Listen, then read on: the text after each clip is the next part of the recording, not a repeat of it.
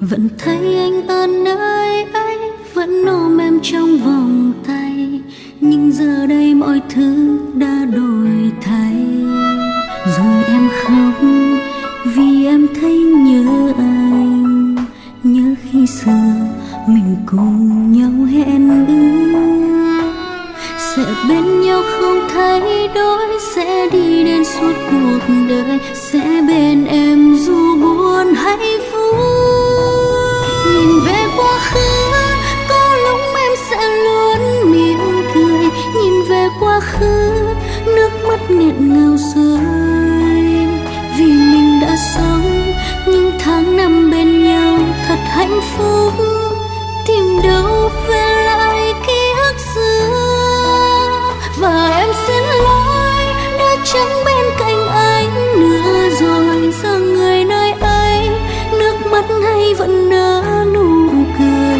Thời gian trôi, có lúc anh và em sẽ nhớ. Thời gian đôi ta đã trải qua thật bình yên. Ôm em trong vòng tay, nhưng giờ đây mọi thứ đã đổi thay.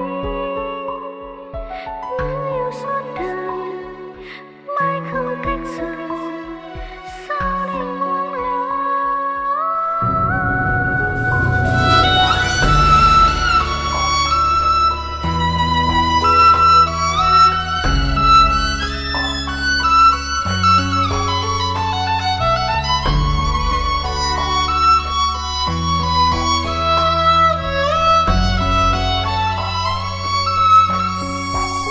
Nhiều khi em quên mình đã mãi chia tay ở nơi đây, mà sao em vẫn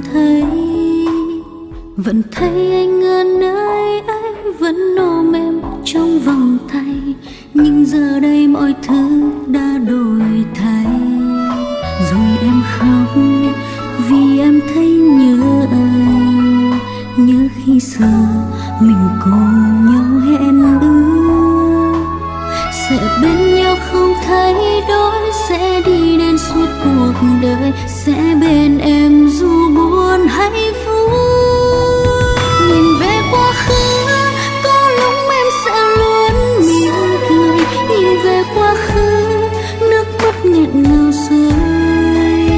Vì mình đã sống những tháng năm bên nhau thật hạnh phúc, tìm đâu về lại ký ức xưa.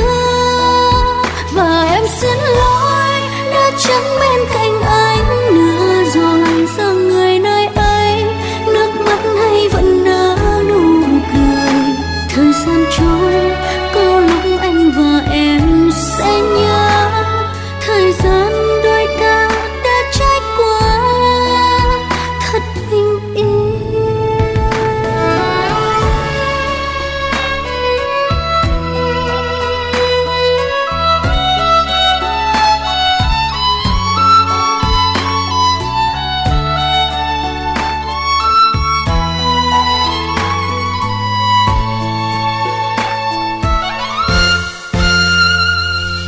Có lẽ chưa một ai thấy em buồn đau, cũng chưa một ai thấy em đang bật khóc. Vẫn luôn là nụ cười ấy, chỉ khác là anh không ở đây. Nhìn về quá khứ, có lúc em sẽ luôn mỉm cười. Nhìn về quá khứ, nước mắt vẫn cứ rơi.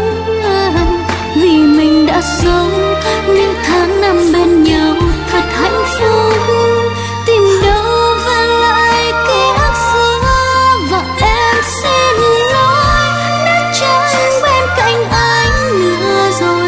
Giờ người nơi ấy, nước mắt hay vẫn nở nụ cười. Thời gian trôi, có lúc anh và em